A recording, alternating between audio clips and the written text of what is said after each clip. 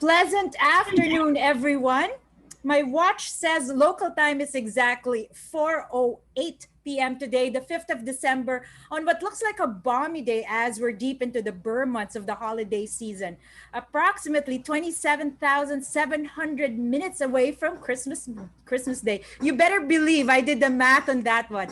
Thank you for making the time to spend a precious hour and a half with us to talk about the one thing that's free, the best gift you could ever give anyone, and definitely the thing we could never get enough of. And if you're hearing so many time puns, it's because that's exactly the topic of today's Bespoke Lifestyle Session, watches. This is, of course, brought to you by Ayala Malls, Awakens Amazing, and Alveolan, innovating the way you live. We will make this webinar as interactive as possible. So at any time during the session, please feel free to type in questions and we will gather them in the Q&A section or the chat section. And we will gather them and later on ask them to our resource speaker.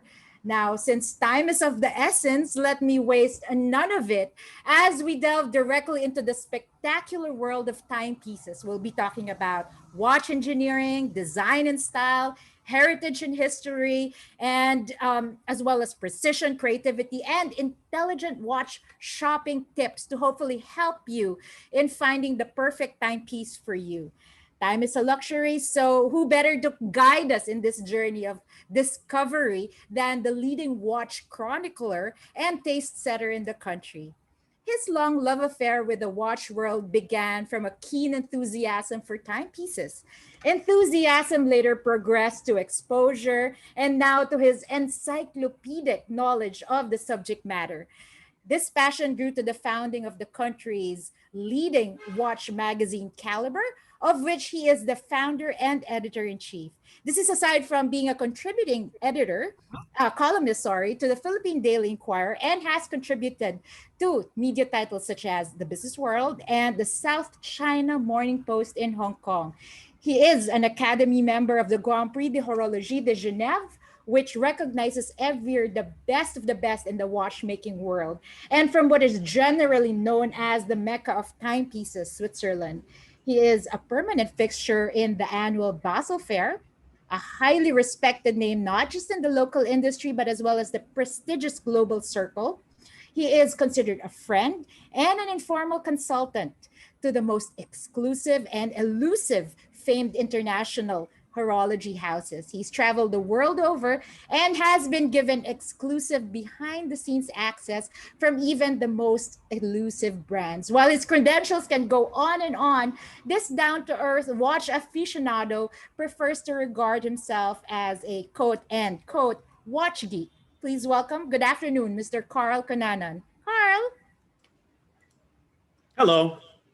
Hi, Carl. How are you? Okay, I'm a chronicler. I didn't know I was a chronicler. Hello. Well, now I've just given you that title. Yeah. Anyway, let me ask you, just really quickly, how did your love of watches begin? By breaking watches, I guess. I took apart my dad's watch, my dad's clock, could not put them back together, like taking a bunch of things apart. So I guess it's that. It's just fun. They're just these intricate little things that you can play around with, even though you shouldn't. So there. I'm actually very tempted. I don't know if you'll be willing to answer this, but actually, how many pieces are in your collection, Carl? Oh, I have like hundreds of books because I collect books, I collect stories, I collect brochures, I collect like all these little things more than anything else because I find what's really interesting is the stories, the history. I collect little factoids that I can tell people about. Okay, so anyway, this is a thirst for knowledge that you have. So since we're in that topic, I think this is as good a time as ever to introduce this part of the program where Carl talks and walks us through the basics of watches. For a 101, please watch this.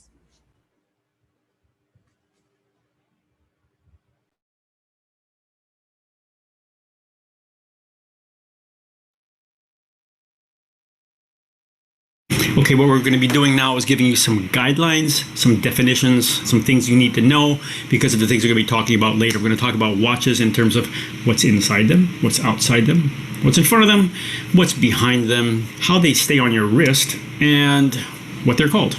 Okay, so basically, at its most basic, the inside of a watch is the movement. The movement can be generally either mechanical or quartz. Mechanical means it does not have a battery, basically. You wind it up in some form or it winds itself. It's all mechanical gears and pinions and so on that are moving the hour hand, the minute hand, the second hand, the date hand, and so on. Okay, and mechanical can be either self-winding, which winds itself via a weight, or manual wind. You wind it yourself. A quartz movement is powered by a battery, and it's the quartz piece itself that is providing the timekeeping function. There are a lot of hybrids for that, and there are combinations of those, and we can discuss those at another time, but basically that's it.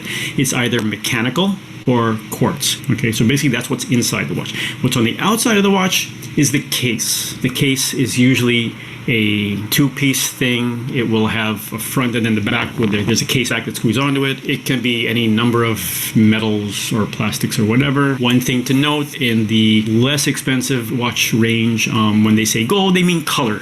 Okay, if they mean actual gold, they usually say 18-karat gold, the yellow gold, whatever. So just be aware of that. Sometimes they're talking color. Just make sure you understand which one they're talking about.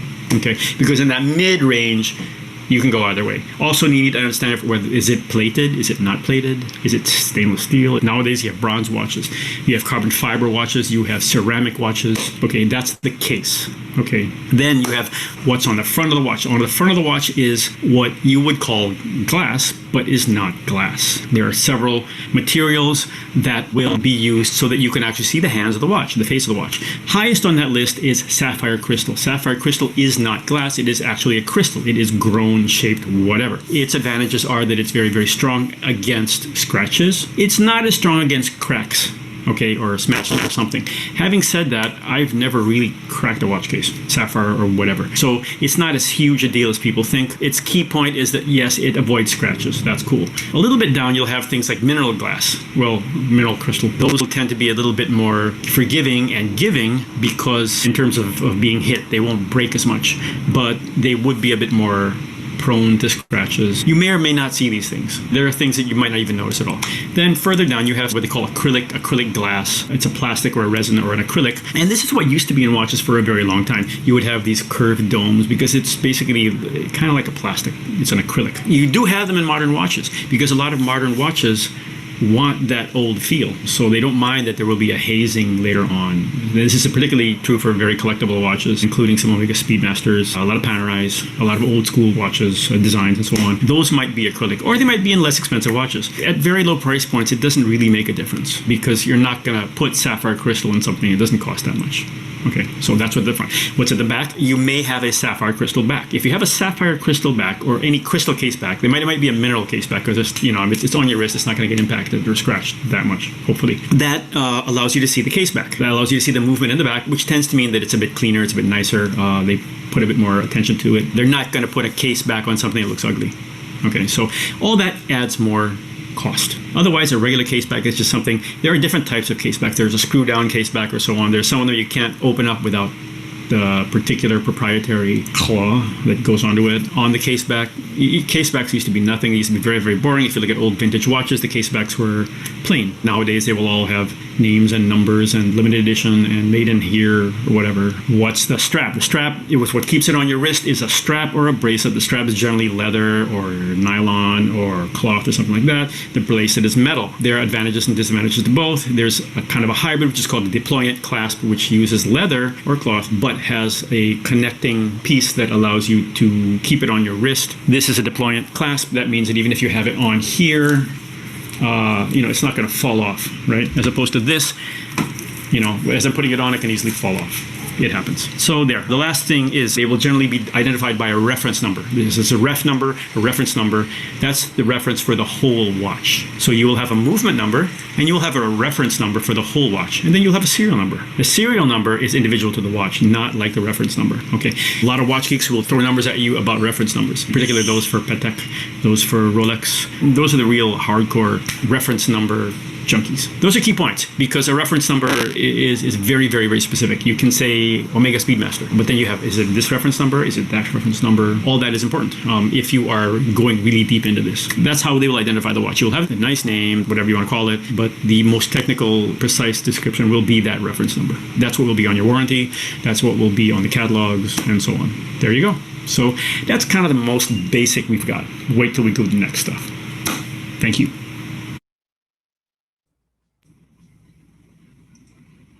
Okay, so now Carl, you've Carl, hi, there you are. there I am. That was quite a number of terms there. Let me A little for the bit. audience, let me just break it down a little bit further. So you basically talk about caliber, which is movement, and there's mechanical and there's quartz. Basically, which one's better? That depends completely on what you want. Generally, people like the mechanicals because they're just kind of classic. They're kind of historic. They're kind of fun. Having said that, quartz is no question more accurate. It's less expensive. It'll be in far more things. There are kind of people who like certain quartz, like as an example, there are very, very popular brands like the Patek Philippe Ladies Watch at 24, which is very, very popular, and it is a quartz. There are a lot of the Seiko, Grand Seiko quartzes that are doing very well right now, and they're bringing a whole new aesthetic into the quartz model line that is very, very interesting. So, But yeah. there's also such a thing as a hybrid movement, correct? Yeah, What is a hybrid movement? okay, there are hybrids, which are kind of combinations. Those are the two basic movements, right? Then there you've got hybrids, which kind of touch on both. The best example for that right now would actually be, again, in Grand Seiko, because they've got something called a spring drive, which basically, okay, when you're trying to get the ticking of the watch, which comes, that's what produces the accuracy and the consistency for telling time. That time in a quartz comes by running electricity through a quartz crystal, which produces 8 beats a second or something like that. Or they tune it to 8 beats a second. But in the case of the Seiko spring drive, that is not powered by a battery. It is powered by a movement, which is powered by a rotor. Okay, so that's an example of a hybrid. There's another hybrid where sometimes they have two different movements in one watch. That's not that abnormal. There's one made in the Philippines. It's called it's a Clo and Co. And it has I don't know if you can see that. This is actually a Philippine-made watch, and it's produced by some kids out of Ateneo, basically. And that has a movement. There has two movements. One is a quartz, and one is a mechanical. There. All right, we'll talk about the brands from each country later on, but talking of movement, there's such a thing as, of course, more complications. I hear these words: tourbillon, perpetual calendar, annual calendar, moon phase. These are things that my husband, who is a watch lover, really talks about a lot. And could you please define them so I could actually relate to him when I talk to him? Yeah, okay. Basically, anything other than time telling, which is basically 2 or 3 hands, hour, minute, and second hand, anything past that is a complication. So you'll have a date that's a complication, a day that's a complication. Those complications go further and further, because then you will have a weekly calendar, like Patek's new 5-hand, which is really, really nice. Although it's not just a weekly calendar. Then you're going to have a annual calendar. Then you'll have a perpetual calendar. An annual calendar means that it takes into account the changes in the days of the month. Okay, a perpetual calendar means it takes into account the changes in leap years. Okay, so and there's some really cool there. Okay, those are complications. The other one you mentioned was a tourbillon. The tourbillon is basically this was created. Okay, tourbillon means whirlwind, basically, and this is the kind of a thing. It's like a ball you see on the front of a watch. You kind of see through it, and the idea is that because watches can change their accuracy and frequency depending on if they're in this position or they're in that position or in that position. The tourbillon was supposed to address that. Okay, now that was a function of pocket watches, because pocket watches were either like this in your pocket or like this on your desk. That's not necessarily a needed function at all for wristwatches, because as you can clearly see, we're moving all over the place, but they're just really, really cool to watch. So that's pretty much why we like them. So they're very fun. Okay, so now we move on to the case. You mentioned the sapphire crystal, which is not glass because it's crystal. Mm-hmm. And then you also have acrylic.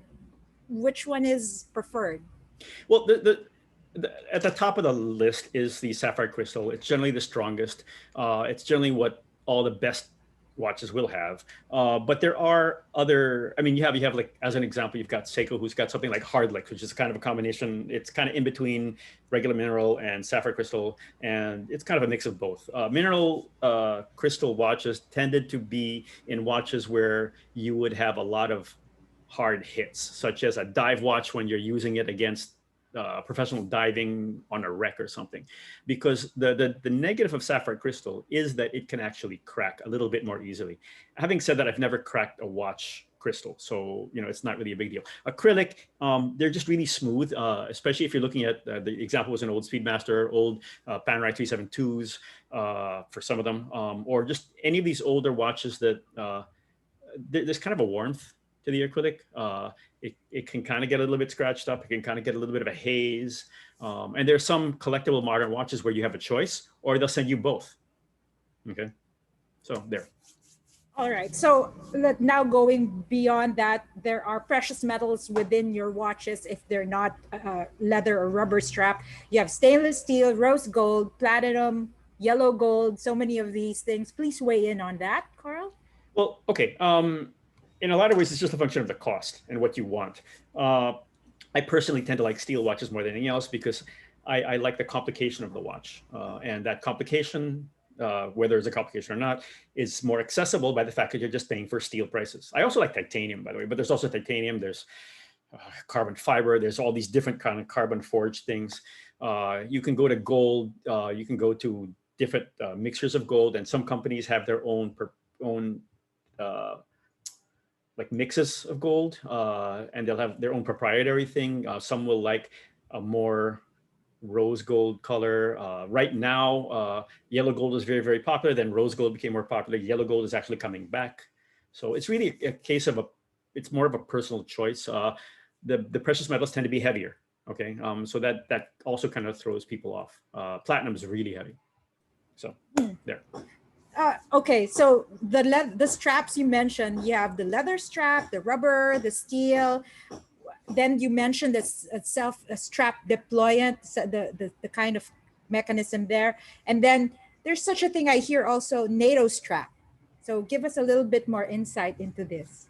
Okay, your basic strap is like this kind of a thing. Okay, this is a swatch, so you can't see it. The strap's not as thicker than a watch is, but okay. But when you want to put this on, you kind of got to do this and flip this thing in there, and it's very easy to drop the watch, right? Okay, I did it with a swatch and not something else. Okay, then you've got like bracelets, which will, they're just metal. They're more secure. The whole watch strap thing actually came out with Abraham Louis Breguet when I think Marie Antoinette's sister or something needed to wear a watch but didn't want to put it in her pocket, so they strapped it on. And she was a queen of Naples, so that's why it's called the Reine de Naples from Breguet. Now, that didn't take on very much until Cartier actually did it later. So, okay, deployants, we're going back to deployants. The advantage of a deployant is that it's connected like this. Okay, so even if you can put it on easily and the watch is not going to drop. NATO straps are kind of an odd name because they were never used in NATO. They were never issued by NATO, the North Atlantic Treaty Organization. They were actually issued by military forces, but never by NATO itself. So it would be in a catalog for, let's say, the Royal Air Force or whatever. They now call those NATO straps. They're basically, when you look at a cloth strap that's somewhat rudimentary, they basically call it a NATO strap. There's some variations. There's a Zulu strap. There are other straps that are cloth, but are not necessarily the NATO. For example, the Erica's original strap, which is what produces our Calibre CLBR 101 strap. You'll have things like the Jacquard straps on two doors. You're going to have the Jacquard straps on the Mont Blancs, which are awesome. So basically that. A NATO strap is a kind of a two-piece, a Zulu is a one-piece, but everything else is kind of the same. So they're just kind of cool-looking, artisanal-looking straps. Well, there's also the dial component. I hear words like hand, nipple marker, baton. What do we have to know about these things? Okay, all the other things you said were based on the stuff that's on top of the dial. Okay, basically the dial is the face of the watch. Anything on that, you're going to have indices are basically they're indicators. Okay, so it's either digits or numbers or letters. Then when you have things like batons or sword hands or blade hands, those are just a function of what design they've put on those. Basically, it's either hands or indices or indicators for things like month, week, day, year, and so on. Basically. Let me just get back. We've had chats about the history of watchmaking. And could you just give us a little bit more about how all these things were studied? I mean, these are all the parts. We've spoken about them, which is like an anatomy of a watch. Mm-hmm. But how did these things even develop to something that is so far reaching in terms of possibilities? Okay, well, don't. Okay, first of all, they all came about because of a need. You needed to figure out. You needed to time things. You needed to have a system, and this goes as far back as astronomy, astrology, and whatever. You had to divide the world. I remember time is basically a construct, right? It doesn't actually exist. Man created it, right? So okay, so you had to have accurate time for any number of things. You had to have an accurate counting of time for medical uses, for scientific uses, for transportation. You had to keep trains from crashing into each other, so you had to have accurate timing. You had to be able to, let's say when you're traveling the world, you're fine if you're in one place and you know exactly where that place is. The minute you're on a boat, you have no idea what, you have to look at the stars, and the stars are changing, right? I mean, in terms of how they look. So you have to have a constant. That constant is provided by the clock, the maritime clock. And so everything came from there into, it basically got smaller and smaller until it became wristwatches. So. And there. In my introduction of you earlier on, we talked about the mecca of timepieces seeming to be in Switzerland. How did they get so good at it? Okay, this is a function of history, actually. When the French or the Catholic Church started getting annoyed at the Protestant Church because the Protestant Church was saying, we don't believe some of this stuff, there was basically persecution, which moved a lot of people out of France into the safest place, which was neutral Switzerland. Okay, now with these people who had the same belief systems, they also often were just in the same village, or they would have the same trade. Okay, so and these were, I don't know if I'm pronouncing this correctly, they were the Huguenots, and they were arguably the first refugees in Europe. Okay, they had to leave France and Germany, I think. Yeah, and they had to go to Switzerland. So you had all this artisanal craft ability and skill that had to leave France and they ended up in Switzerland, in Geneva in particular. Now, when they got to Geneva, there was another function of the whole Protestant movement, which was John Calvin's ideas, which were even more hardcore than the original Protestants. So, and they said that you cannot practice your craft. Okay. The difference there was that what they were allowed to do was work on tools, work on things that were important to the worksman, important to glorifying God or whatever. So you couldn't work on artwork, you couldn't work on jewelry, but you could work on watches. Therefore, all the goldsmiths, all the silversmiths, all the forgers, they all started making watches or parts for watches and things like that. So that's how that all came. Then Switzerland basically took it over, and Switzerland, they just took over everything they could and made it theirs. So Carl, this is really part of the 101 basics of watchmaking and watches. But stay tuned, because there will be a lot more information, especially on weighing in on brands. But now that Carl has given us the basics, let's now delve into what to know when buying a watch, especially with your particular lifestyle in mind. Please watch this.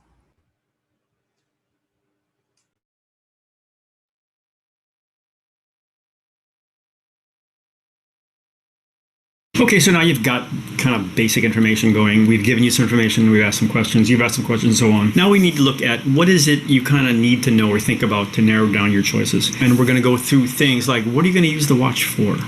Is this your first watch? Is this your only watch? Is it a daily driver in the sense that this is going to be your only watch for a while? Does it have to do double duty? Do you have a daytime function and a nighttime function? Anyway, so watches will serve several functions, just like which is telling time, because you've got your phones, you've got everything else, right? So what do watches do for you? And ask yourself that. Are you interested in watchmaking, or do you just want something that's kind of pretty, or looks nice on your wrist, or is trendy? Do you want something inexpensive so you can get a bunch of them? Or do you want something more expensive that you only get one of? Or do you, like many people we know, start with one and then get more and get increasingly expensive? Think about things like that. What do you want it to accomplish? And it's a legitimate thing that you want this watch to communicate to other people. Just like the main reason people buy expensive cars is because they want other people to see them. Okay, I don't agree with that, but it exists. So we do these things. We ask a lot of people questions, and one of the questions we have is, does it matter to you if you were a girl? Does it matter to you if the guy you were dating is wearing a nice watch? And the first answer will be, not really. But then I say, okay, no, seriously, would it make a difference? Would it improve its chances? And they say yes. It's a detail thing. Well, it also depends. I mean, we're talking to corporate executives, first-time jobs, just out of college, but they're already looking at a corporate ladder structure. Okay, it might be different if they're going into a startup. It might be different if they're going into craft work or, I don't know, anything. Think about what you want that watch to do. Do not think about, in my opinion, honestly, reselling the darn thing, because that's just not the way I like people to think about watches. Yes, there's residual value, and there's a whole discussion on watches as investments that we can have. That's a whole different thing, but we're not going to get into that right now. This is more along the lines of, what do you want? What kind of aesthetic would you like? And one of the reasons women, for a while, years ago, said we just want quartz watches because they don't want to wind them. You know why? Because the crowns are so tiny. They're so small. Can you imagine having to go out and you're all dressed up, right? And your nails are done. I was actually told this. My nails are done. I can't set the watch. I'd rather just have a quartz. So I end up getting quartz, which, that's a choice, right? But having said that, Patek Philippe sold a heck of a lot of those watches, and they still do. And there's a reason for them, okay? So that's fine. Does it need to fit inside all of your shirts, which are thin? For example, can it be gold, or is that too flashy for where you go to work? There are hierarchies. Even if you're talking about like a work watch, there are environments where you don't want to wear a really nice watch. And I'm not just talking about blue-collar jobs, white-collar jobs, whatever. Even within a corporate structure, it's sometimes an unwritten rule, especially in things like banking, an unwritten rule that you cannot get this type of watch until you're here. So if you break that, then it's kind of telling people that you're not following. Think about where you're going to use it. Are you going to go diving? Are you going to go swimming? Are you going to play polo? Or don't buy something hugely intricate if you're going to go play golf with it. It's just not going to work. Don't buy something really, really flashy if you plan on traveling with it. There's a kind of a corollary to that, because I like traveling with whatever watch I feel like, because I'm kind of in the industry. And even if I'm not in the industry, people chat us up about watches. And they're not chatting us up about, oh, you have the latest Rolex or the latest whatever. It's not those watches that get the attention. It's these funky, unique things that people don't always see, or they just realize that you would only buy that watch if you were an enthusiast, or if you were a collector, or if you just kind of knew a little bit more about watches and cared a little bit more than others. Then this is what you got to remember. Watches are an important thing. They're not a fashion. Well, okay, they are a fashion item in some ways, but they're not a fashion item like a bag or a T-shirt or a pair of jeans. Watches are something that they're important, and you're going to remember them, and your kids are going to remember them, and your grandkids hopefully will remember them. It's a good idea to give yourself a budget. Don't necessarily expect you're going to follow it, because once you get into the shop, you're going to find things that are more interesting. So keep things in mind. Think about what you're going to do. Think about where you're going to wear it. Think about what you want to use it for. Is it important to you that it's branded in a particular way? Think about how you're going to service it. Think about where you can service it. These are all key questions, and a lot of them can be answered honestly by the people in the shop, which is what we're going to be talking about next. What happens when you are in a watch shop? It is not as daunting as you think. Things happen that you don't realize, and it's generally a very, very friendly place, and we like them very, very much, and we hang out in them a lot, even though we don't buy their watches. So stay tuned.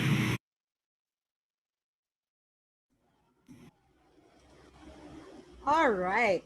That was quite interesting. Carl? Carl? Is So I'm Carl here. there? Hi, there you go. So this particular segment focused a lot on lifestyle. So why don't I just play around and ask you quick questions, because I'm reading some questions from the audience, as well as other things that other comments from Viber and WhatsApp that I'm getting. They wanted to know your take, Carl, on particular recommendations for these specific lifestyles? For instance, for sports watches, what do you deem as the most versatile? Well, okay. The most versatile, it really depends on your price range.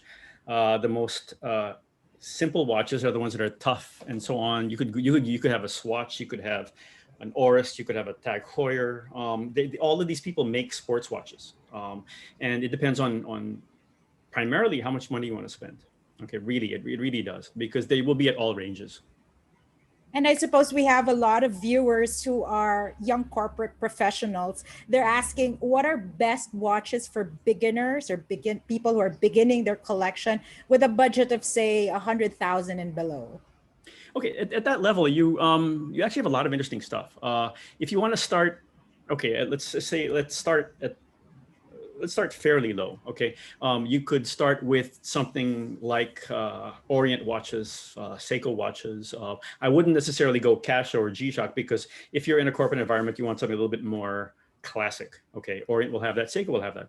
Then from there, you can move up to, if you want to go up to the Swiss, you could look at Mido and Tissot, Rada, which are the Swatch group. You could start moving up to things like Longines. You could start moving up to things like Baume Mercier, you've got Oris, you've got Tag Heuer, and you just go up progressively. Understand that you don't always have to jump to the big names, and there's a lot more appreciation nowadays for people who pay more attention to the watches they like, rather than just buy a brand. And it's honestly, learn about it. You're selling yourself short if you're just buying by brand. I know brands don't like me to say that, but the truth is, pay attention, because there's something interesting at almost all levels, and don't go nuts. This is a journey. It's a progression. Enjoy the whole thing. If you buy one big ticket item, that's great. What are you going to do next? You may as well learn about things along the way. So there. How about for dressier, more formal watches that you mentioned in your video? What's a good statement piece? And I'm not talking budget here, but something that really packs a punch. Okay. The most classic the most beautiful watch face is considered by many to be the Patek Philippe Calatrava. It's very, very clean. It's very, very simple. That's a really, really good example of a classic face. Another one would be, if you want something, let's say like that, but a little bit more sporty, Oyster Perpetuals from Rolex. Now, understand, I'm giving you these brands because people will know them, but in reality, you can have classics at all levels. You can have Langes that are perfectly clean and classic. You can have, okay, if the watch of the moment is the Patek Philippe Nautilus, which is somewhat impossible to get, it's not a classic watch in any way, okay? And yet it's getting so much attention now because it's a sports watch. People are liking sports watches, but in reality, there should be a shift back to the more classic watches. So I guess that would be the example. All right. Another question is if elevated stature, meaning in age and social status, meaning it's a watch that says, I've arrived. That depends on your industry, for one. A lot of people will say that's a Rolex. A lot of people will, but then again, a lot of people will say that once you're there, you're going to realize there's a whole lot more, right? There's other things. There's this one massive collector I know, and this guy has gotten the most amazing pieces from all over the world, independent watchmakers, anywhere, everywhere. And then when I met him one time, and he was driving his classic car, and he had on a Rolex, and I had on a Rolex, and we both laughed and said, it's funny. We all end up back at Rolex or Patek. How about for Pinnacle choices? You mentioned in our various conversations, Carl, you start with the key pieces or basic, and then it progresses very fast. So let's just talk about the end game. What is the pinnacle to be had? It really, for some people, the pinnacle will be just getting the watch you want, which might be Rolex Daytona. For some people, it might be any Patek Philippe. It might be the Nautilus. For people who want to go further than that, you're going to talk about the watch that was in our example for the reference number, which is a new Grand and Petite Sonnerie of Patek Philippe. Or you could go with independence. You could go with someone like MBNF making a watch that's very, very unique and very, very funky. Or you could go with Le Cabinetier of Vacheron Constantin, which would basically make you a watch based on what you want. It really, really depends. The Pinnacles are always changing. There's this great story I had with someone at Vacheron, and we were discussing Swiss watchmaking, and he goes like, "See, the Swiss, we're just used to Alps, right, and mountains and so on. And so here, and at the very top of this mountain is Rolex, but it's only when you get there that you see, oh, there's Vacheron, or oh, there's this, or oh, there's that." And so I asked him, "Can I have that photo?" And he's like, "No, you can't take this," and you can't tell anyone I said that. So there. But it's all a progression. And then when you get through all that, sometimes you realize, like, I've kind of overdone it. Or as someone we know says, you bought trinkets. You shouldn't buy trinkets. You should buy serious pieces. So, and you know who that is. Anyway, but it will come back to, what do you want to keep? What do you want to do? Some people might want to get, let's say, if you want to buy a watch for your son, you might want to get the most expensive gold thing or whatever. But is that what you want to teach your son? Do you want to make it just something simple? There are some people who say, I'm going to buy a watch for my son. I'm going to keep it in a safe forever. And I'm like, okay, would you rather have that, or would you rather have them see it on your wrist in family photos, right? So speaking of family, my next question is, what are the best heirloom watches? The best heirloom watches are the ones that matter to you. Honestly, people say that, they say, oh, the default choice here is Rolex because, and this is historic. This is not just this market right now, which is aberrantly weird, where Rolex sports watches are just insanely expensive, and there's really, this is a wave, and we're already seeing it peak. But there's a reason for that, and that's because Rolexes are almost tradable commodities in a lot of ways. They do hold their value very, very well, even not in this market now. Even if they do, and they traditionally would drop a bit in value, they would still hold it fairly well as a higher percentage than other watches. There's a graph. There's a graph, and if you look at it and you compare, let's say, watches and cars, and the cars, I don't know which way you're going. Okay, if I'm coming from here, if you have the cars, and the minute you buy the car, it kind of drops and it goes like that. Okay, in terms of value. Now, if you have the watch, in general, they will drop as well, but then they're going to kind of stabilize. Okay. So the watch, let's say a Breguet 20, which cost 10,000 euro in 2000, it's going for maybe 6, 7, 8,000 euro now. Okay. So, that's not a bad, I don't like talking of watches as investments, but having said that, that's not a bad return for something that should be, just something you wear, right? Most And for important one is the something one you that's most love, important to I you. suppose it's better. Yeah. Okay, since this is Ayala Malls, let's play a little bit, because there are questions asking what your personal favorite models and brands are. I saw Mhm. one from Wilson in the chat, but okay, let's do this quick rapid fire style. We're walking in Ayala Malls, maybe in Greenbelt or Glorieta, and I want to know very quickly, don't overthink your answers, Carl. I'll name a brand that we see while walking. Name me your favorite, your personal favorite style from each. Okay, Patek Philippe. Right now, what would be available, if you can get it, the 5-hand steel Calatrava. Calatrava. Yeah. Okay, IWC. Portugueser or the new Top Gun. Uh, there's a lot. There's always something in IWC that's interesting. They have such a great breadth of offerings. There's always something interesting. How about Jaeger? Reverso or the Geophysic or the Right Polaris. Alarm watch. Oh, cool. Rolex. Oh, this is quite tough because they Okay, have quite no, a no, no, number no. of. Rolex is easy. Rolex actually doesn't have as many models as people think. On one hand, I would start with the newly launched Oris Perpetual with a silver dial and gold indices, because I think it is classic and it's accessible to a lot of people. At the other range, I would go, and I'm talking pretty much only steel watches. Okay, my personal favorites would be the GMT, uh, uh, basically the JMT. Okay, how about Audemars? The most classic Royal Oak they have available, because I don't like the big chunky ones. There was a time when Royal Oaks and Royal Oak Offshores were getting bigger and chunkier and larger, and then when they released the most classic thin one from way back, it suddenly reminded everyone why that design was so groundbreaking at the time, even though at the time it didn't do very well. So Okay, Breitling.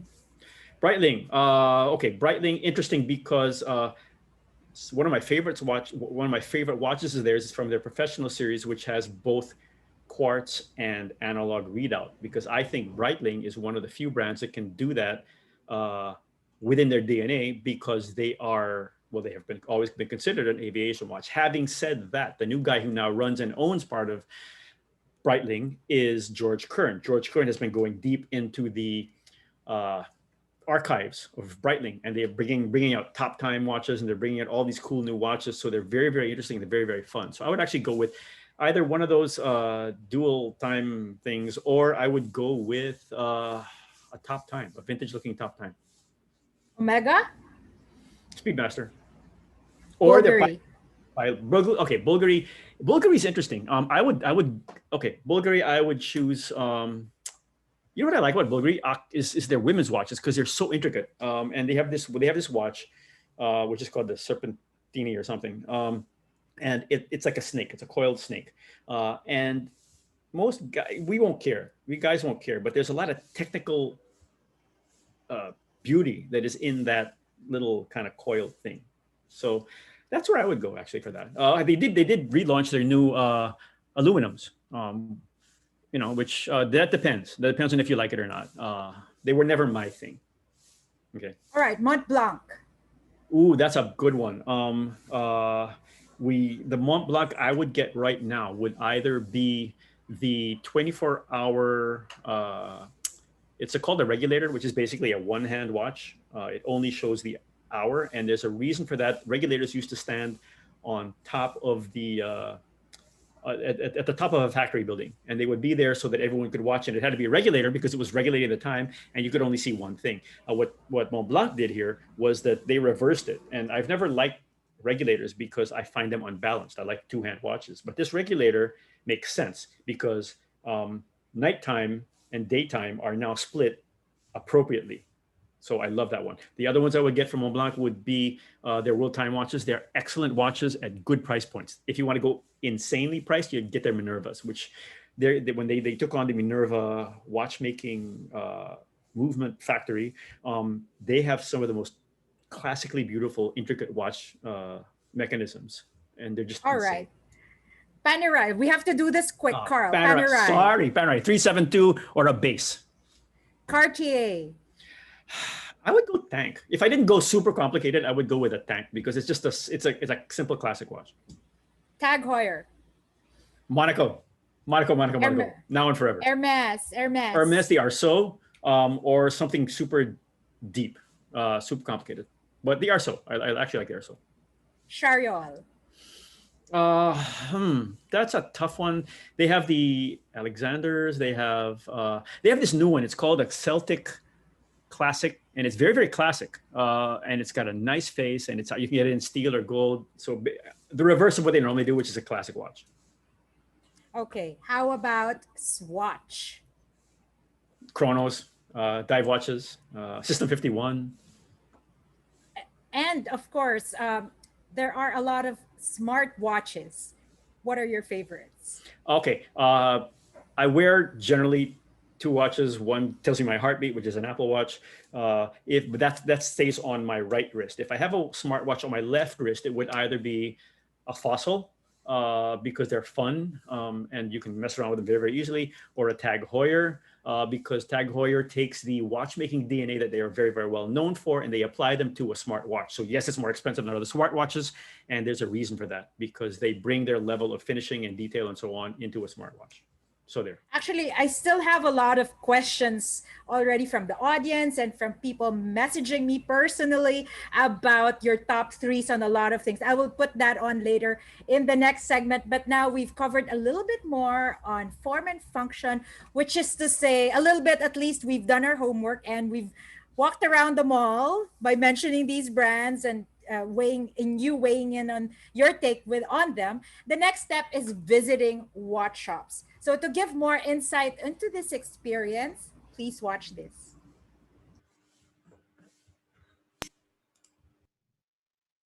Okay, so this is the fun part. What do you do when you walk into a watch shop? What happens? What do you expect? What do they expect of you? First of all, are they scoping you out? And the answer is yes, they are scoping you out. Why? They want to know what wrist size you are, actually. It's funny. I didn't even know this, but I asked some watch shop friends of mine, and they said, no, that's what they do. Because when they eventually approach you, when the customer eventually walks over and talks to the shop person, that shop person wants to know already what this person might want to fit into or try on. Remember, if you have something like a bracelet, you can't exactly adjust that on the fly, and it'll make a very, very big difference if you put a bracelet that's way too long on someone with a small wrist, right? So they will have things together. They might actually already have things. It's not uncommon for when you finally get there, they will have a couple things available to show you. They may or may not be checking out your style, what you wear, and it's not judgmental in any way. It's not even valuing things in any way. It's more along the lines of what will fit this person. But having said that, that's just to allow them to do something more quickly and more efficiently for you. They're also open to any number of questions. You can walk in and ask, what's fun today? Or what's the latest trend in watches? Or I hear blue watches are cool. What's a nice blue watch? Or you'll have people who will walk in and say, I want this Rolex Sport whatever, and I need it at this price, period. And those are just no fun. For one thing, all it does is say that I'm just canvassing prices with you, and that's not fun. What do you expect? Expect that the watch salesperson or shop person or whatever you want to call them, they will be very well trained. They will have, at the very least, been given serious briefings on the technology and the history and the DNA behind all the brands that they carry. At the most, they will have been flown around the world to be far more immersed in the watchmaking history and tradition and aura and experience and atmosphere that bring these watches in. This may not be the case for something like Swatch, but it's no question the case for something like Rolex, Patek Philippe, Omega, Lange, all of these watches, Tag Heuer, Oris. There's any number of questions that you can throw at them that they will answer for you. What will they want to know? They're going to ask you the same questions I did a while back, which is, what do you want to do with this? They do not want to sell you that watch that day, okay? This is not their job. Their job is to kind of talk to you, kind of develop an understanding of what it is you're looking for, and to help you. Again, these aren't jeans, these aren't t-shirts, these aren't sneakers. These are watches, and there is an entire huge history to watchmaking that spans generations and continents and technologies and sciences, and it's just really, really awesome. And they got to understand a lot of that, and you would be surprised at how much they know. And some of the best answers I have ever heard have come from the people who have to sit in front of a customer to explain to them what's so important about this watch, and understand that they're explaining this and they may not be able to sell the guy a watch. And I've seen that, and they deal with egos. They deal with huge egos who walk in like, but I need this discount. And let's be clear, there are discounts to be had for a lot of these watches. There's some watches you're never going to get a discount. There's some watches you're never going to get the watch. It really depends. And it doesn't depend on money. And it doesn't always depend on connections. Quite often it depends on luck. It depends on walking into the right store at the right time. It depends on someone remembering that, you know what, you asked about this and he took your number down. And I have had it happen that someone who tells me something's impossible, they calls me the next day, and they don't know that I'm involved in this industry. So watch shops are fun places. They're there to kind of teach you about all the stuff that's behind them, and they're not going to pitch you. They're not going to hard sell you. And the more you open up to them, the more they're going to tell you all the cool stuff. If you're there looking for a this brand only type watch to show to your friends or something, that's one thing. But if you're open, they're going to pull stuff out from the back that you might have never seen. They're going to have special pieces. And I don't mean expensive stuff. I mean small brands that sometimes the shops carry because they're nice brands. They're nice historic brands that they make a commitment to, and they're not going to move a lot of. They may not even make any money off of, but they're just nice. And they bring in people who know watches, and they bring in people who understand watches or are interested in watches. And these aren't watches that are going to increase in value or turn around and you can sell or whatever. There's just a lot, and especially if you go to a multi-brand store, right, which means you have a lot of different brands. You can just kind of look through stuff and just browse, and then you're actually going to learn a lot. And each one of them will have a history, and each one of them will have story. And so that's what you should expect in a watch shop. The other thing, this is something that I did not know and I learned as well. Stop trying to buy people the perfect watch. Okay, I say that because I can never do it. Right? I'm completely bad at it. I can't buy my wife a watch for the life of me. I've given up. I just ask her. But that's not fun either. I talked with all the Swiss brands and I said, okay, I have this problem. What do I do? I can't just buy the simple top this or whatever. It just doesn't work. What do? I said, don't look at the watch as the gift. Look at the experience. Look at it as you're going to start going to watch shops with her or him. or your son, or your daughter, or your friend. And you're just going to start learning about them together. And then it'll be a process. Don't think of it as here, and then you want to see the face. It's not that. Think of it as, we're going to do this now, and we're going to make a decision together, and we're going to decide on it, and we're going to try things on, and we're going to test different brands, and we're going to go different places. And the end result is, you will not only will you have that big smile, but you're going to have gone through that journey together. And so that's brilliant. For one thing, it takes the whole pressure off of me. But I mean, it's a great thing, because now you're sharing something, right? And there are great stories of fathers and grandfathers and grandsons and nieces and nephews and granddaughters and daughters and mothers who all do this and who all share this passion. And it's a great thing, and it's an important thing. Watchmaking is this wild combination of something that's hugely technical, hugely old school, but takes massive advantage of modern technology. You'll have artistry, you'll have design, you'll have passion, you'll have history. It's just this great combination that not many other industries will have. And the other industry I'm in is fast cars, right? So watches are different, and they attract a different group of people, and it's just wonderful. You're going to talk to people about watch brands that are parts of huge groups like LVMH or Swatch or whatever, and then you're going to talk to people who their brand is their life. It's owned by a family. There are watch brands that the family loves it, but they can't afford to work there. They have to hire someone else, and they have to have a second job. And yet this is not a small watch company. You might be surprised at who it is. So watches are this great thing. And actually, there's a historic reason why watch shops are important, because you would never, ever see the watchmaker, ever, or the watch factory. You never would. So it's up to the watch shop to choose what watches to bring in, and they, in turn, internalize all that and bring it out to you. So maybe in more than most industries, that watch shop is key, and the brands listen. And the brands quite often follow what the watch shop tells them, because they know the market. So that watch shop and that person you're talking to may well have an influence way back into Geneva that you don't even know about. And it's cool. Anyway, the point of it is, watch shops are fun. They're important. They're a great place to hang out. So hang out there more. Thank you very much for listening. I hope we've brought you along on the little journey that will bring you even further down our little rabbit hole. We are always open to questions. If you want to learn about how the Protestant Church and the French Catholic Church created Swiss watchmaking, let me know. Thank you very much. Goodbye. Carl, you make it sound as though watch shops are like cafes, very luxurious cafes to hang out in. There's a lot of conversations, definitely, with sales associates and people who are trying to sell you something, or at least wanting to know your preferences. What are the tick boxes that we should be asking them when we're intending to buy a watch? Such as, do they have service centers here in the Philippines? Can they get me links if I lose or resize them? What are the usual questions, Carl? Okay. First of all, good point. All this stuff is answered by people. Ask me these questions, but yes, you should ask the brand guys, ask the salespeople, because they're the individuals. Okay, service. Let's deal with that one. Servicing. Okay, let's explain a little bit more about stuff. One, there's a term that's in use nowadays, which is called an in-house movement, and basically that means that the watch company makes their own movement. That's a very big marketing term. That's very cool. It's also got its own issues, because if they're making their own movement, that means they're the only ones that can service it. Basically, they're the only ones that will have the parts for it. And remember that these guys did not all traditionally make their own movements. They were all, for the longest time, purchased from ETA or Unitas or Valjoux or whatever. So, this is kind of a relatively new thing. And it was forced upon them kind of by the Swatch Group. But there's a good reason for that as well, because there's one thing you asked me, which was, what are the top technical innovations for the last 10 years? I'm like, there have been none, right? Because there was no innovation, because they're working on the same technology from 100 years ago, basically.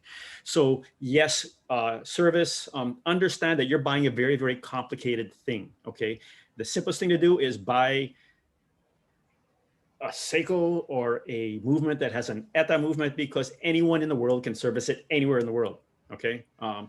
As you go further and further up the ladder, you're going to find out that the only guy that can service that thing lives in Switzerland, or it has to go to a regional thing in Singapore, and your watch may well rack up more miles than you do flying around the world. The other thing to remember, and I've been going through those little I've been going through all the chats basically, and people are asking things like maintenance, and this is a corollary to that. Do you want to open your watch? If you open a watch, the problem is as soon as you open it, there's exposure to dust, there's exposure to moisture, there's all these little things.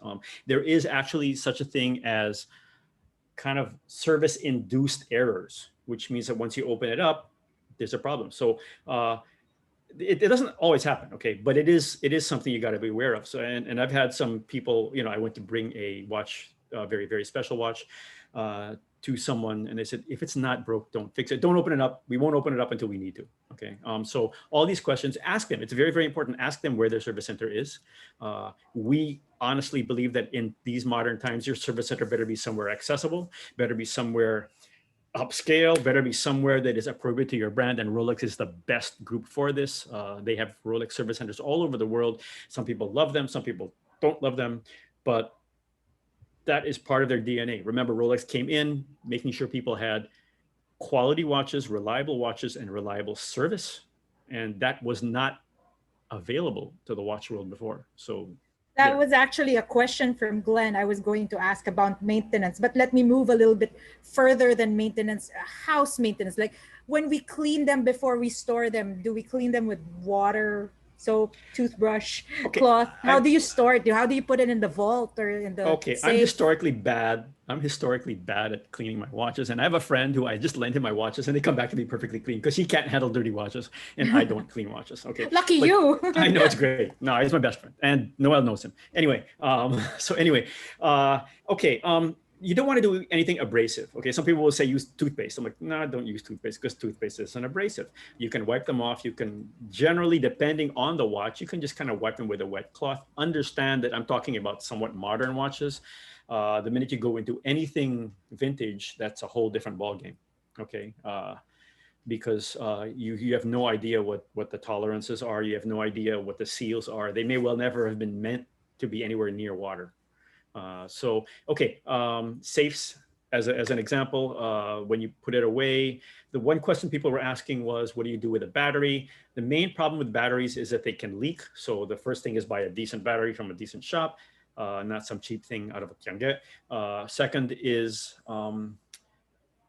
have it checked once in a while because it shouldn't really be a problem. But if it's a quartz, then you're not really that intense about it anyway. For the mechanicals, watch winders could be a good thing, especially if you don't use the watch for a while. They're particularly important for things like what you mentioned, the calendars, annual calendars, tourbillons, and so on, largely because you want to keep the lubrication moving. You don't want it to get stuck at the bottom of the watch. That's very positive. Or you just wind your watches all the time, which is what I'm doing now, actually, while I'm talking to you, is winding watches. So there. There were a lot of questions on maintenance actually and wanting to know. I guess not just in maintenance, but when in shopping, Carl, you want to seek someone's opinion. And usually these are people you are highly regarded as yourself and you have a community on Caliber. What other communities or who should people be listening to? Groups that they want to aspire to belong to so that when they want to purchase something they can have someone to consult who they can trust.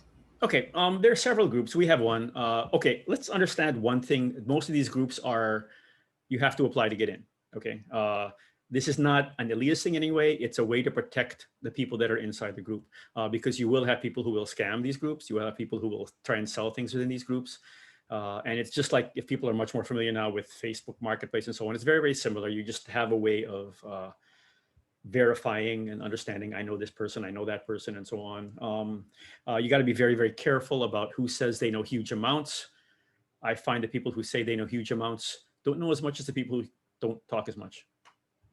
I've been asked, okay, here's an example. I've been asked to be part of organizations that would sell watches. And I said no, because I in no way can authenticate a watch. And I in no way can properly value a watch if I want to do it at the levels that I think it should be done, which is basically at the level of Antiquorum or Christie's or Sotheby's. I cannot do that. And even they cannot do that perfectly. I mean, they have made mistakes. They've all made mistakes. So I would not, having said all that, if you're basic opinions, there are a lot of watch groups. There's the Philippine Watch Club, which just celebrated its anniversary. And if you go onto our Calibre website, you're going to see a video about us interviewing them. They're going to have other ones that are closed. The Seiko Watch Club of the Philippines is actually awesome. It's very, very cool. I've learned stuff there. I've bought stuff there. They're very, very nice. Most of these guys are really nice. And we like the ones that are not too focused on just kind of the whole yabang, this is my watch thing. We like the guys that tell stories. There's one great story from this really well-known historic watch company. And they came to the Philippines. They said, Carl, we've been coming here so many times. Please put us in front of someone that will teach us something new, tell us something we don't know. In other words, they did not want to go to the people they always meet in the usual launches and all the people with all the money and whatever. So I brought in all these guys they had never met before. They spent 5 minutes talking about their technology and the rest of the time talking about all their personal watches, which were not the brand watches at all. So that's the type of person you want to go to. Okay. And you want to go to someone who will be open to a lot of things. If someone tells you only buy Swiss watches or only buy Rolex, you can go that way, but it's really not that much fun. There are a lot of questions on investment watches, and I'm really, really against investment watches because investments are a very, very studied thing. And while watches of certain value can fall into that should only be a small part of your portfolio. And for you to understand that, and this is why I really, really dislike saying like, what's an investment watch? Am I going to say Rolex? If I say Rolex and you go out and buy a 20-year-old, or 80-year-old Rolex Prince or something, you better really, really, really know what you're looking at because that could be a scam. That could be anything. Okay. You say Patek. Yeah. Okay. Patek. But then like, are you buying a 24 or are you buying a Calatrava or a Nautilus now from 3 years ago? Or are you buying a minute repeater? They're all completely different markets and they're all completely different markets at different times in history. So you There got to are really, really know it. Oh, sorry to interrupt, Carl, It's but okay. there are questions and comments that I'm getting also asking about how to buy secondhand, especially vintage watches. And I know for a fact some malls like Glorieta, there's a secondhand shop. There is in Greenbelt also, I believe. You're safeguards, some tips on how or what you should be looking at when you're buying for second Um, or among the secondhand stuff. okay. Secondhand watches they're kind of a gray area. The Philippines does not have what other countries have, which is if you walk around Basel or Geneva, you're going to have a jewelry shop, a watch shop, and they're going to have their big window. And then in the side window, they're going to have used watches. And that's great because they've basically put their name, which may well be older than the watch company's name, behind that watch. Those are things I would trust. The problem with, and let's look at how the watch industry has ballooned in the Philippines in the last 10, 15 years. Incidentally, as long as Calibre's been around. But anyway, okay. It's ballooned massively. So we're getting all these stories of people who are doctoring watches, who are aging watches. We're getting these Frankenstein watches. We're getting all these stories. You would be surprised. I've heard of stories from people I know whose watches disappeared while they were sitting in the car. They have no idea what happened. There's a group of guys who all trusted this one guy they knew and never saw their watches again. So secondhand watches, it's what everyone says about buying secondhand. You buy the buyer or the seller before you buy the watch. Okay, so you got to really trust that. And once you trust that, and once you understand what you're getting, then fine. Don't go into a secondhand shop thinking you're going to buy the latest hot item, Daytona, whatever, because they know how much those things cost, and they will work their butts off to find the cheapest one and sell you it at the highest price. Okay. So just If be you very careful. Yeah, you just got Just to be be really, very really careful. careful. I would go in that direction. I would go within watch groups, uh, and just understand that once there is no. Okay, watches were not collectibles before, so you're not going to be looking at provenance. You're not going to be looking. You can't prove it. Okay, you might not have a box. There's a whole thriving industry in Rolex watch boxes because all of a sudden everyone says, "Oh, I need a watch box to sell the watch," right? So they're buying any watch boxes they can. You can sell your old Rolex watch boxes. You can sell your old Rolex uh, everything because people put it into a box and say, "Oh, here it's now a full box." It's completely There's another thing which is you can have a watch that's fully authentic in terms of Rolex, but completely inappropriate in terms of when it was made, when this part came from this year, that part came from that year. Okay. And you can actually have that coming out of a Rolex service center because Rolex, as a brand, their job is to give you the best possible product. And it's in their normal operating procedure to, let's say, if that thing's not working, we will replace it with a new one, which works better anyway. Okay, that's their standard thing, because when it leaves them, it's got to be at this level. If you're a collector, you don't necessarily want that, because now, as a collector, no, you don't want anyone to touch the watch. I mean, you don't want anyone to buff it. You don't want anyone to change this. Everything's it's got to be original. So there's a lot. Basically, it's a really, really cool way to learn about a lot of stuff. Go into it knowing. I'd say start small. Start with inexpensive watches and get your way up. Learn your way up. Oh, of course, and that you are such a good resource person by educating all of us here today. Actually, I do have so many other questions in terms of shopping, but authenticity, it's assured if you are in the mall, but if you are in the quote unquote gray market, what are the things that you should watch out for? Are there telltale signs? Um, okay, the even the gray market itself is very diverse.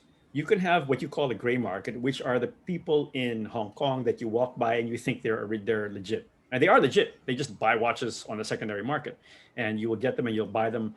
And when you get the sales receipt, it will come from Dubai or come from Spain or come from Italy or wherever they got the watch. Okay, um, even actually those that have been in around for like decades, those are fairly reliable. And then you've got understand that think of them as a jeweler. They have to protect their name. Okay, so the minute they start selling off stuff that's just lousy, they're going to lose their name. This might, and Hong Kong is largely tourist oriented, right? But if you know your stuff, you can develop relationships with these people, and they will call you for stuff or whatever. It's just a big gray market. There's one thing I will say, and this is something odd, and I never really realized. Always find out how many links are in your watch, gray market or modern or whatever, because it is apparently a thing that if you buy a watch and you resize it, some people will not give you all the links. Okay, because all those links are valuable. Okay, and then you can use them Even the somewhere else. retailer holds on to it. Well, okay, I won't say the retailers in the Philippines do that. I've never heard of that in the Philippines. I've heard of it a lot in the UK. Honestly, I've heard about it a lot there. And then if you look at all these people, and these are things that you would never pay attention to before. Like a friend of mine is selling his whatever, and he said, "Oh, but it only has this number of links." I'm like, "Yeah, because we never cared before. No one ever All paid right. attention before."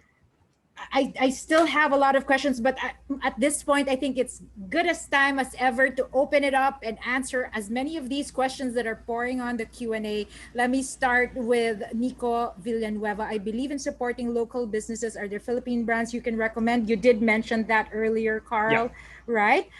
Carl, where do you buy your watches? From Vic Simon. Okay, I will always support the distributor. I always support the dealer. There's a reason for that, because they have to spend a huge amount of money to service your watch. And honestly, you can. It's just you're developing a relationship and you're just learning about stuff. I would always go with that. Having said that, I travel a lot, so I can pick them up anywhere. There are some times when I can just pick up something from a brand that might not be available because the allotments here are done, but they'll allot me one or whatever. But in general, I'll just walk into a shop. Really, seriously. This is quite a cerebral question. What are Uh, the from Francis? What are the best personal values you've learned from watch collecting or being in the industry in general? You that's actually very personally, cool. Carl. That's a cool question. What did I learn? Value is what you make it.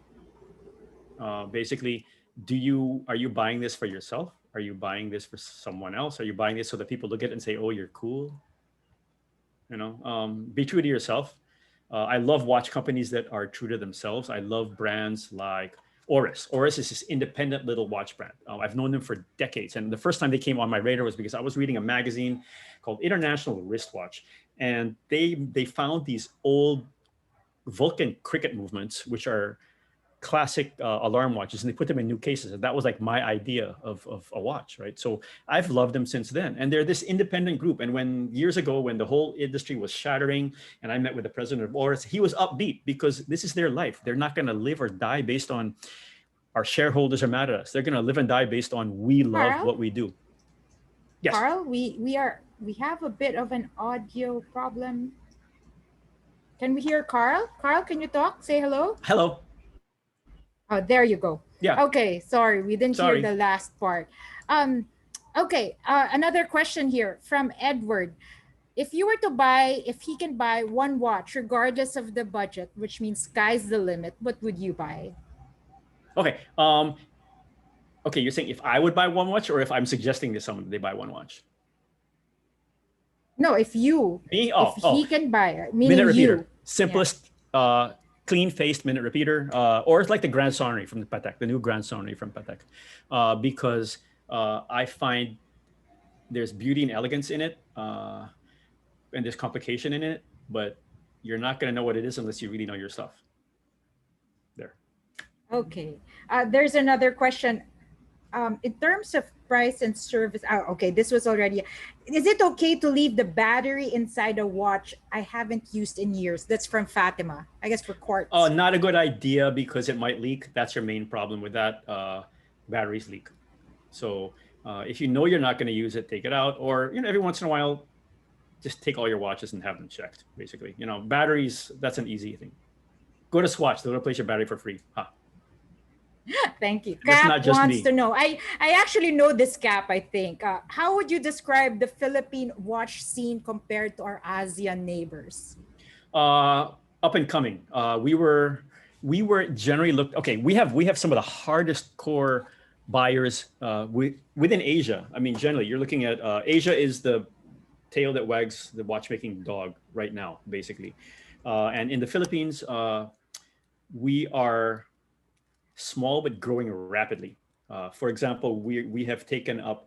I know, for example, that with okay, as an example, the Oris Carl Brashear, we got more watches than Australia and Japan and other countries. So there's a lot of hardcore buyers and collectors in the Philippines.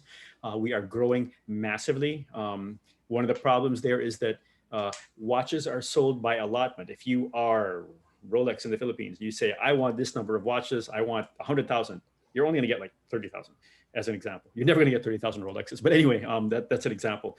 So because historically we have not bought as much, um, we don't get that much of an allotment. So a lot of times the Filipinos will go buy watches in Singapore, Hong Kong, Dubai, whatever, and the brands understand that and they know that. And actually, I've like I said, the president of Cartier says, yeah, I know where they buy them. I know exactly where the Filipinos buy in Singapore. I know what shop. So we track that as well. Okay, so they know that. Okay, Jason wants to know, what is your opinion on limited editions? Which Jason is this? Okay, um, I I I don't think you should chase limited editions. I don't think limited edition. I mean, they're fun because you're able to get a watch that's a bit unique and a bit different, and they're a lot of fun. Now, some of them have gone too far historically. Some of them are going too far right now, and they're going to find that out soon when their sales peters out. Uh, but in general, it depends. If they speak to you, they're awesome. And remember, this whole limited edition thing, it's a craze now. In the past, it wasn't as big a deal. It was just something they couldn't. It was a function, honestly, of the fact that they didn't know people would buy that many watches. The first, the watch you saw for something for the acrylic thing, that's the first Snoopy Speedmaster. Okay, that wasn't all that hard to get at the time. The second one, which arguably should not be anywhere near as popular, is rarer just because it's a time of history when everyone went nuts. In reality, there's more of them. It's less historically significant. So there, I just don't No, chase them. yeah, Noel wants to know because he actually Mhm. found a hidden gem somewhere in Greenbelt in a store, not in a watch store. When we enter stores that not are not necessarily watch stores but have hidden gems like this store that he was mentioning and he said Steinhardt. Are there other discoveries like that you have experienced and you can let us in on? Well, Steinhardt is a good example. I really, really like Steinhardt.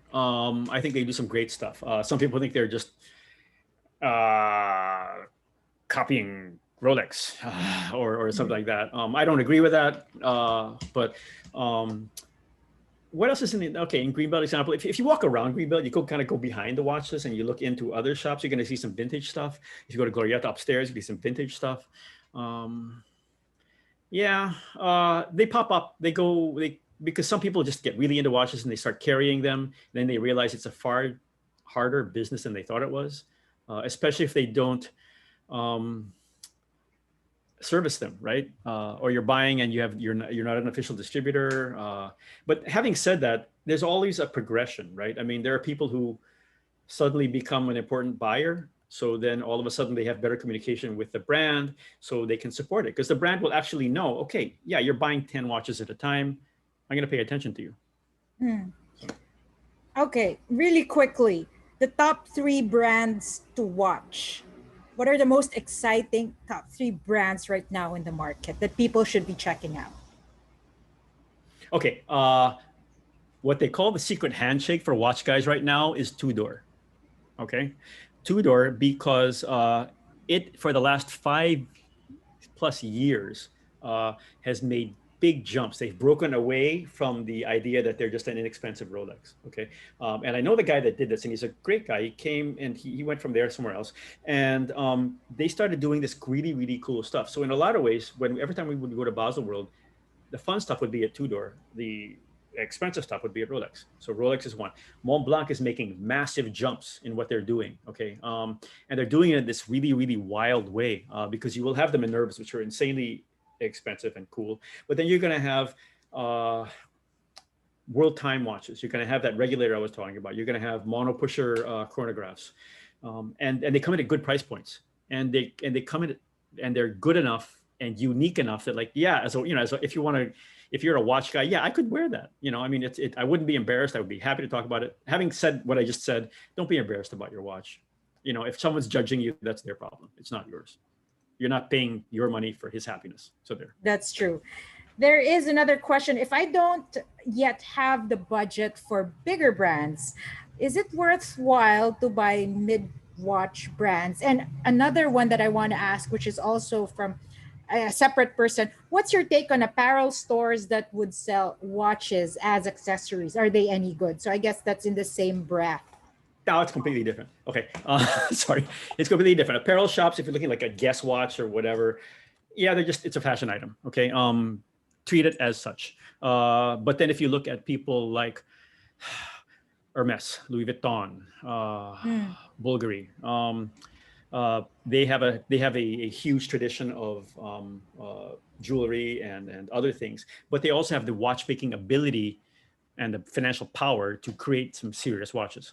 So that's one thing. On the other hand, don't judge a watch brand by its price point, okay? Because I will guarantee you, if you look at an Oris or a Sin, you will find something that will last you a lifetime.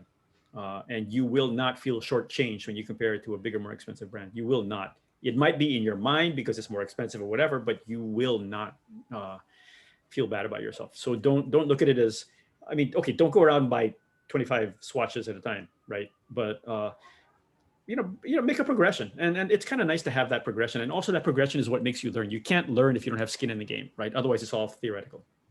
So buy something. All right. There is another question from Mike here. Any thoughts on the Rolex? I don't know how to pronounce this, so I might be mistaken. Cellini? Okay, Cellini. They've never broken out with that. Okay, the Cellini has never been. It's kind of the Rolex dress watch. Okay, because all the Rolexes are basically sport watches. Even the Oyster Perpetuals and the Presidents and so on. They're always kind of sport watches in the sense that they're tough little watches. The Cellinis are meant to be, or Cellini, I actually don't know either. They're meant to be the more elegant ones. Now that's an example. Everyone's going to tell you, yeah, buy Rolex, they'll always go up. That is not the case with the Cellinis. Okay. Now understand the collectible watches from Rolex before were not the Oyster Perpetuals, and were not those. They were the Rolex Oyster, the Princes. They were all these vintage bubble backs and so on. And they were not necessarily the watches that everyone's paying attention to now. Okay. Okay. Thank you very much. There's a question here. What is the process like when making a bespoke watch? Oh, this is a serious watch collector, perhaps, because he's already going into custom made watch, Okay. bespoke watch. What is the process like, Carl? Okay, depends on how you define bespoke. For one thing, bespoke is kind of a tough thing to say about watches. It's more, if you want to make the exact more appropriate, it's more like made to measure. Okay, because If you say bespoke, meaning I get a special dial, I get a special this, that's not bespoke. That's just getting a special dial, special case, whatever. Okay. Bespoke would technically mean you go to someone like Max Busser or Vacheron and say, I want to build it from the ground up. And even they still can't do that. I mean, they can if you give them a huge amount of money and they decide to take their time. But there's any number of ways to do that nowadays. It used to be far easier. It used to be like my first Basel World, I went in there and there was a watch company that just said, I can't remember the name right now. And they said, oh, we can make you a one-off watch. So I went inside and I said, and I talked to the girl at the counter. I said, hey, how do I make my own watch? And it's like, okay, I have to ask someone else. And she called her brothers. And the brother said, I don't know. I'm going to go ask my dad. Right. Okay. So it's all in the family. No, it was really cool. And then if you go to someone like, okay, Bremont is another example. Before they got bigger, Bremont is a watch company that's based out of the UK by two brothers. They said, what kind of watch do you want? I said, I'd like a blue one with this kind of color. It's like, oh, we just go to the back and have the guy who makes our faces make you one. Okay. So now you can, at the very, very high end, you can have someone like Vacheron Constantin make you a special piece. But it depends on how bespoke you're talking about. If it's just a simple dial, it's not worth their time to take a watch out of production and do that. Quite often, if you don't buy 1,000 pieces of these things, it's not worth a watch company's time to take it out of production and replace it with a special dial. Okay. If you can also go the way, and this is very popular with things like Seikos, you can do a mod where they basically kind of put stuff on it, and that's also kind of fun. And we actually honestly do it as well, and it's just fun. So there. So we've talked a lot of technical things, but Carl, maybe a last question, because before we wrap up, how much of it is marketing? Meaning, if John Mayer says it, that he likes this watch, how it sells. If Brad Pitt wears it or Leonardo DiCaprio, this is just the reality of the watch industry or any industry. In terms of retail. So what is your take on that and how it influences purchases in this category? Okay. When I grew up, we were looking at watches in terms of race car drivers, and they were not at that time heavily marketed. So I remember things like Tag Heuers with race car drivers, Daytonas with race car drivers. Nowadays, it's a big, big business, and it's gotten to the point where it's over marketed. So I don't really follow that. I know there's some, but it is a reality, though. It's a reality. It is a big driver. It's a reality in terms of what they're buying, and that's fine because they're getting attention and they're tying it to a particular lifestyle, a particular image. Some people are very, very hardcore about this. Some people are very, very, very choosy about who. Rolex, as an example, they will have like a spokesperson or whatever, but they will also have Rolex friends who aren't visible, but who are just invited to be a part of the industry and so on. And they're so careful. Everyone that works in that company, I swear, is just insanely good. Then you'll have some that will just buy time with any celebrity, and sometimes those work really, really well, especially in the Philippines. They do. It is. That is the truth. There's some brands that won't There's some brands that won't at all. They refuse to. They are. It's different strokes for different folks. Yeah. Thank you so much, Carl, for sharing and imparting your wisdom today. It's not enough time. To all our viewers, we're sorry if we couldn't answer your question, but we know that time is the most precious resource. So let's just make the most out of it, especially in the holiday season.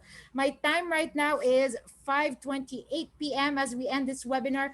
Please do take the time to fill up the feedback form, which will be emailed to you.